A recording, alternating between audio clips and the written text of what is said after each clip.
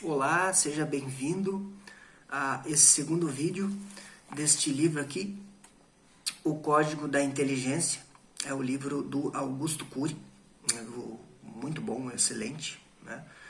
Quem não tiver tempo de ler nada sobre as obras do Augusto Cury, esse aqui dá um retrato do que ele trabalha, né? Ele trabalha na construção de pensamentos, né? É um psiquiatra, ele vende livros em diversos lugares do mundo, né? Faz palestras, né? E traz importantes conhecimentos sobre a mente humana, né? Baseado nas obras de Gardner e de Goleman, né?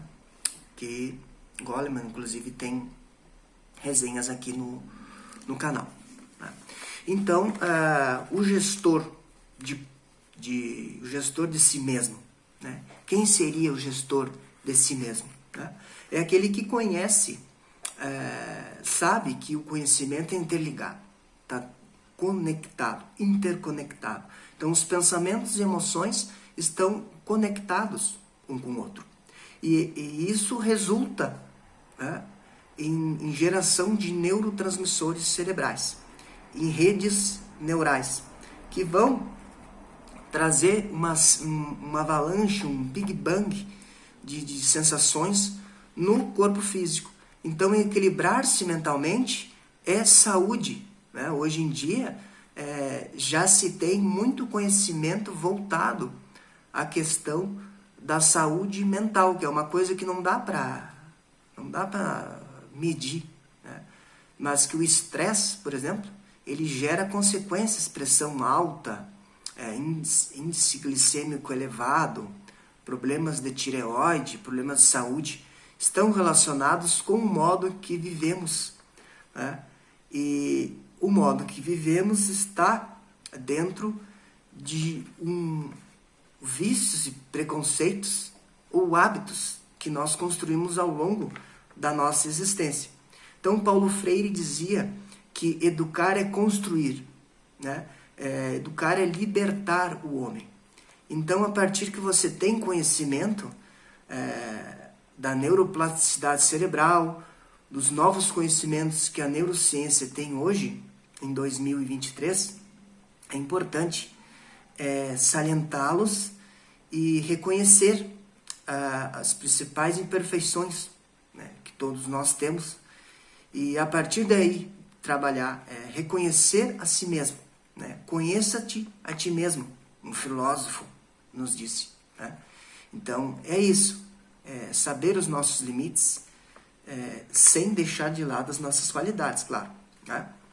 Então o eu gerenciador de si mesmo, ele filtra os estímulos estressantes que podem lhe gerar traumas, fobias e dificuldades de relacionamento consigo mesmo, e isso resultar numa dificuldade em se relacionar com os demais, né?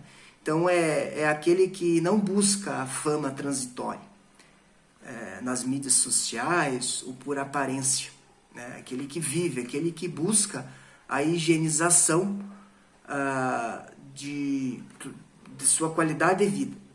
Busca todos os dias higienizar-se mentalmente, assim como toma banho, escova os dentes todos os dias.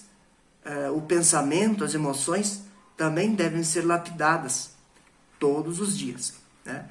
Ele tem a autocrítica, que é refletir sobre sua conduta, né? Pensar antes de reagir, né? Através da crítica filosófica, que é pensar antes de agir, né? Não dar respostas, né? O Augusto Cury nos diz que os primeiros 10 segundos de uma reação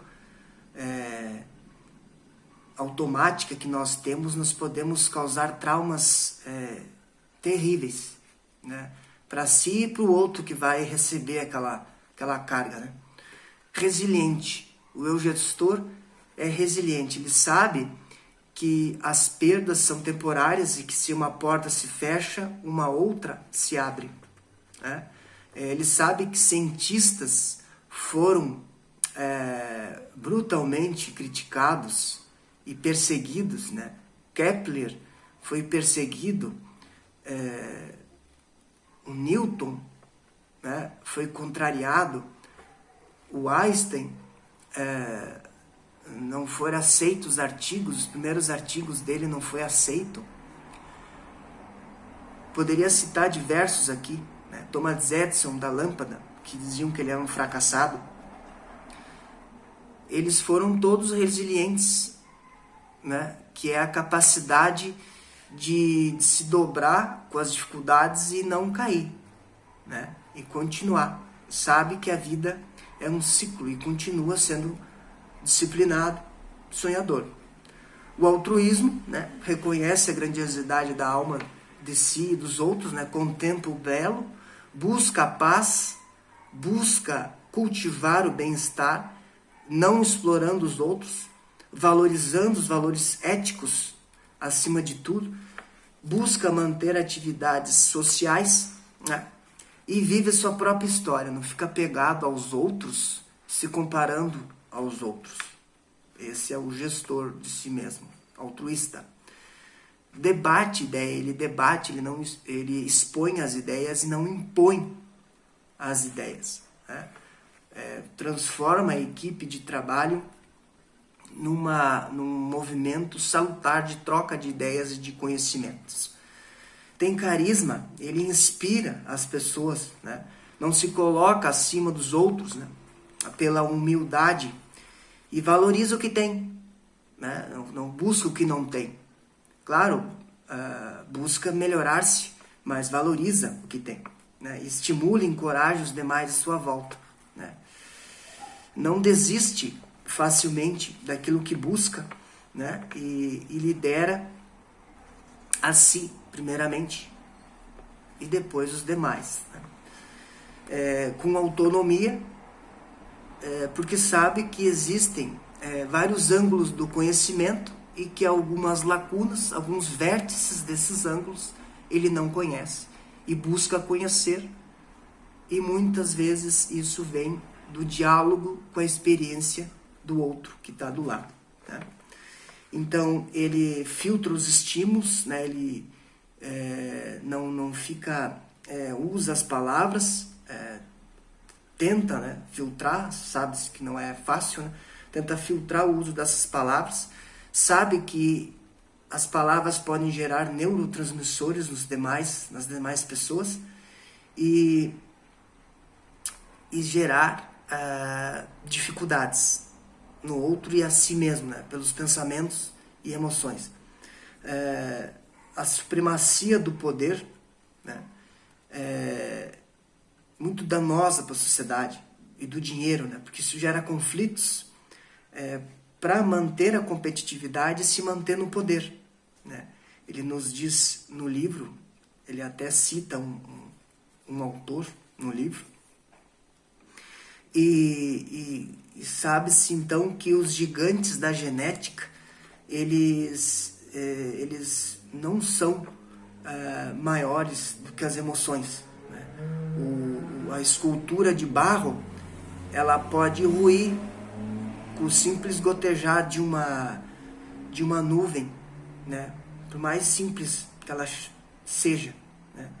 Então, na escala evolutiva, a base resistente, a base sólida, se dá por uma boa base de emoções, de gerir as emoções, né? Que existem todos os tipos de emoções, os pensamentos que surgem dessas emoções, que também precisa ter um controle de si mesmo, né? É preciso ter o volante firme do seu automóvel, né? Não vamos dirigir o nosso automóvel e dar a direção para outro dirigir. Nós temos que tomar o controle desse veículo, que depois a gente vai dizer que foi o outro que dirigiu, né? Nós queremos ser heróis ou vilões da nossa própria história. Então fica aqui, né, essa reflexão, que possamos aí trabalhar e construir bons hábitos no nosso dia a dia. Um abraço, até a próxima.